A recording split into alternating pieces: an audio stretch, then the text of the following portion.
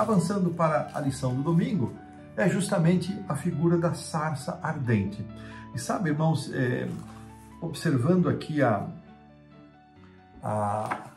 lição que essa sarça e este fogo que não consumia a árvore, ela ensina uma lição muito preciosa para nós.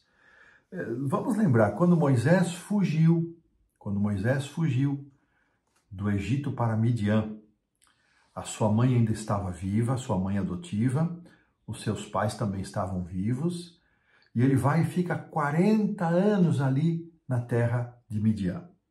E ele teve uma vida tranquila, ele saiu daquela situação onde ele havia sido preparado intensamente com o melhor que poderia existir na maior e mais importante nação daquela época, para ser um general, para ser um rei, para ser um príncipe, e ele vai para o deserto, onde aparentemente nada daquilo era necessário, mas Deus o estava preparando, numa situação e noutra.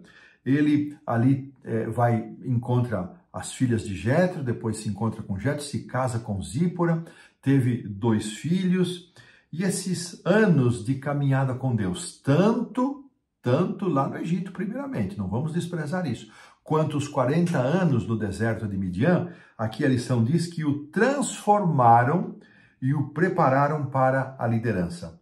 Deus também usou Moisés. Essa é uma informação muito interessante que aparece em Patriarcas e Profetas e também no comentário bíblico adventista, que nesse tempo de deserto, esses 40 anos, Moisés recebeu revelações de Deus e foi inspirado e escreveu os livros de Gênesis e Jó. E há alguns que até creem que Jó tenha sido o primeiro livro a ser escrito. Ao escrever esses livros, Moisés recebeu as revelações essenciais de Deus que lhe mostravam cenas do grande conflito, a criação, queda, o dilúvio, patriarcas e, ainda mais importante, o plano de salvação. E aqui, irmãos, olha que coisa interessante. Deixa eu encontrar aqui em Ciência do Bom Viver. Só um minutinho que eu preciso só me encontrar aqui, onde está o texto.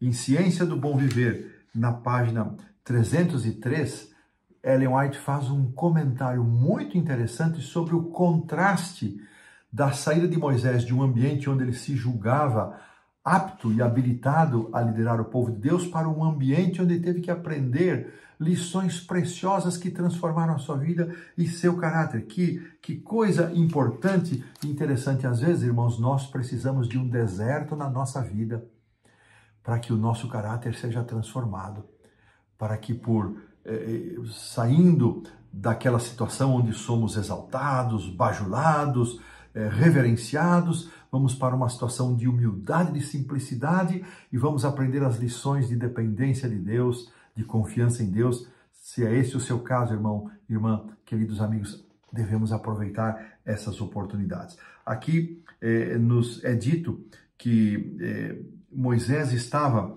nos fala aqui a introdução, que ele apacentava o verso 1 do capítulo 3, que apacentava Moisés o rebanho de Jetro, seu sogro sacerdote de Midian, e levando o rebanho para o lado ocidental do deserto, chegou ao monte de Deus, a Horebe. Veja, irmãos, aqui, essa expressão monte de Deus, é claro, Moisés está escrevendo num tempo posterior às coisas que aconteceram, e Horebe, que é o mesmo monte Sinai, muito possivelmente no tempo em que esta cena aconteceu, não era chamado de monte de Deus, mas depois, com tudo que aconteceu, com essa revelação de Deus, com os encontros que Moisés teve com Deus nesse monte, ele passa a ser chamado monte de Deus. Olha que interessante esta forma como os autores da Bíblia se referem a determinadas situações. Aqui nos diz que o anjo do Senhor, verso 2, apareceu a ele. Irmãos, este anjo do Senhor não é outra pessoa senão a pessoa do Senhor Jesus Cristo. Isso nos é confirmado em Patriarcas e Profetas, página 209. Este anjo do Senhor se apareceu também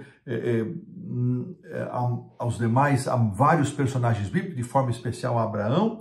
Esse anjo do Senhor é o Senhor Jesus, e olha como o verso 2 menciona. Apareceu-lhe o anjo do Senhor, verso 2, depois no verso 4, vendo o Senhor que ele se voltava para ver, Deus do meio da sarça o chamou. Então, aqui você vê anjo do Senhor, aí aparece a expressão vendo o Senhor e Deus o chamou. Então, anjo do Senhor, Senhor, Deus, três expressões diferentes para nos dar esta certeza de que era o próprio Deus, a segunda pessoa da divindade, quem falava com Moisés.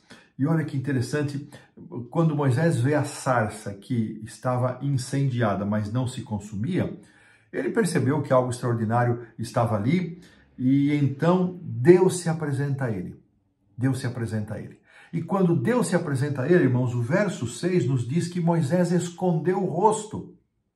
Quando Deus diz, tira as tuas sandálias, isso estava era muito próprio dos costumes orientais, que sapatos, sandálias, calçados representavam trazer a sujeira, a imundície dos ambientes externos, das ruas e estradas. Então, ninguém entrava em ambientes como lar ou santuários calçados, porque eles ficam do lado de fora, e até hoje isso é costume oriental. Então, quando Deus diz, tira a sandália, Moisés entendeu, ali era um terreno santo, não santo por ser em si mesmo, mas santo pela presença de Deus. E quando Moisés tem o discernimento de que ele está na presença de Deus, ele temeu e escondeu o rosto, muito parecido com a reação de Isaías, que diz, ai, que eu vou perecendo. Olha que coisa interessante. Tudo isso nos 6 primeiros versos. Ele se apresenta a Moisés como o Deus, aqui está no verso 6, disse mais, eu sou o Deus de teu pai, o Deus de Abraão, o Deus de Isaque e o Deus de Jacó. Quando Deus se apresenta a Moisés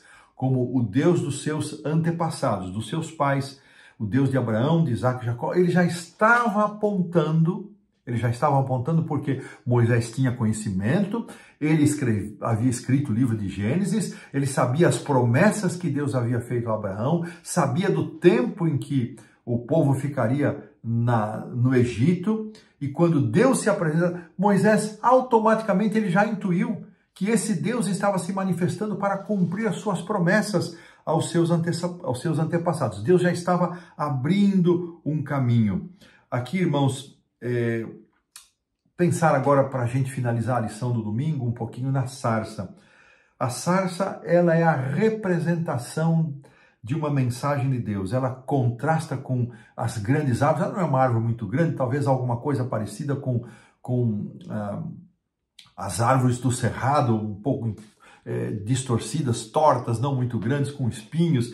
Então, havia ali, possivelmente houvesse árvores mais altas, mais nobres, mas ela é um símbolo do poder de Deus e do povo de Deus. Deus estava dizendo, o meu povo nesse momento é parecido com uma sarça, está desprezado, não é uma árvore importante, mas o fogo que não consumia, olha que significado lindo, o fogo que não consumia a sarça apontava para o cuidado de Deus em libertar o seu povo. Assim como o fogo não consumia a sarça, o fogo da escravidão, o fogo das aflições não consumiriam o seu povo, não destruiriam, e Deus estava se manifestando para libertação. Que coisa linda! O fato de não consumir, portanto, é uma lição também para nós. Nós podemos estar no meio hoje, meu querido irmão, minha querida irmã, no meio de um fogo de provação, de intensa dificuldade, mas esse fogo não vai consumir você nem a mim. Se nós temos a certeza de que Deus está conosco, Deus nos dará, não sei que tipo de vitória Ele nos dá. Às vezes Ele nos dá a vitória do descanso, às vezes nos dá a vitória da superação. Deus tem 1000 maneiras de revelar os seus planos.